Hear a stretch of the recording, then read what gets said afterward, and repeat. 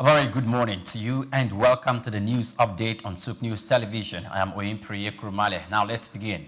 The organizing committee of the 2025 maiden edition of the People's Choice Governors Excellence Award on Tuesday, August the 19th, flagged off the highly anticipated event marking the beginning of a new platform for recognizing visionary leadership and accountability in governance across Nigeria and Africa. The awards ceremony, which drew attention from political, business, and civic leaders, was designed to spotlight governors who have demonstrated outstanding people-oriented policies, infrastructural development, and measurable socio-economic impact in their states. According to the committee, the initiative is a deliberate effort to inspire higher standards in governance while also strengthening public trust in democratic institutions. Stakeholders present at the opening ceremony hailed the awards as timely, given the need for performance-driven leadership in the current socio-economic climate. The organizers emphasized that the recognition process is rooted in merit, transparency, and popular participation, ensuring that only governors with demonstrable achievements are honored. With the maiden edition now underway, the People's Choice Governors Excellence Award already setting a benchmark for leadership accountability and reinforcing the importance of responsive governance as the driver of sustainable development. Now, President Bola Tinubu has scrapped the 5% excess duty on telecommunications services, a levy initially suspended in 2023 but now permanently removed under the Nigeria's new tax laws. The Nigerian Communications Commission's Executive Vice Chairman, Dr. Aminu Maida, confirmed the decision in Abuja, noting that it would ease cost pressure on the country's 172 million subscribers and support growth in the telecom sector. Introduced in 2022 under the former President Muhammadu Buhari, the duty had faced strong public opposition over the impact on consumers and digital inclusion. Maida explained that the removal aligns with broader tax reforms designed to simplify compliance and stimulate investment. He said the Commission is focusing on transparency, accountability, and consumer protection, with the reforms including the release of Public Network Performance Map in September, quarterly service quality reports, and stricter governance standards for operators. Now, Nigeria is holding more than 3.5 billion barrels of oil and condensate reserves locked in underdeveloped fields valued at about $227.5 billion, according to the Nigerian Upstream Petroleum Regulatory Commission.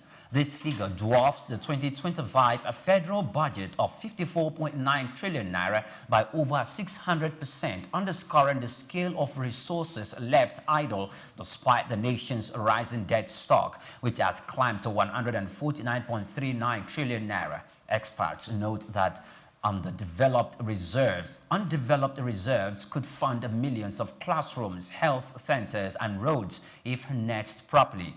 Yet, Nigeria continues to depend on borrowing and crude imports. Industry leaders, including officials of the Nigerian National Petroleum Company Limited and the Nigerian Association of Petroleum Explorations, warn that crude in the ground holds no value until it is extracted. They emphasized that underutilized reserves coupled with 220 unlicensed oil blocks weaken government revenues and fuel borrowing. The Nigerian's Finance Minister, Mr. Wale Edun, and the Central Bank Governor, Dr. Olayemi Cardoso, have pledged closer alignment of fiscal and monetary policies to consolidate economic stability and sustain investor confidence. The commitment was made during a strategic meeting in the Federal Capital Territory, also attended by the Federal Inland Revenue Service Chairman, Dr. Zak Adedeji, where discussions centered on inflation management, revenue mobilization, and measures to stimulate private sector-led growth.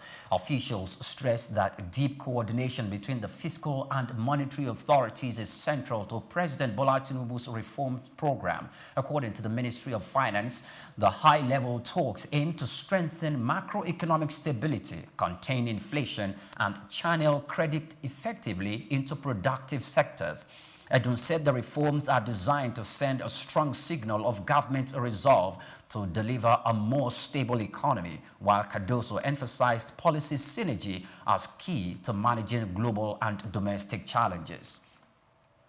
Nigeria's push to attract more foreign capital gained momentum as the California-Africa Climate and Economic Partnership Delegation engaged business leaders in the commercial city of Lagos on opportunities in firm, technology, renewable energy, and climate cooperation at a high-level dinner. Experts highlighted Nigeria's economic rebound, citing over 19 trillion naira market capitalization at the Nigerian exchange, rising oil output of 1.55 million barrels per day, and foreign reserves above $40 billion. Inflation stood at 21.88%, with analysts crediting policy reforms for averting deeper instability, while financial services, ICT, construction, and real estate were flagged as top performers in the first quarter of 2025.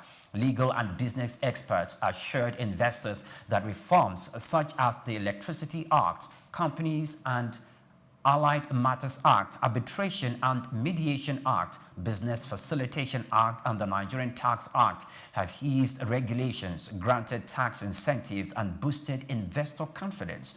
California officials, led by Transport Secretary Toks Omishanki, described Nigeria's creative industries, technology, and renewable energy as key partnerships and areas, pledging collaboration that leverages California's entertainment and economic strength with Nigeria's vast market.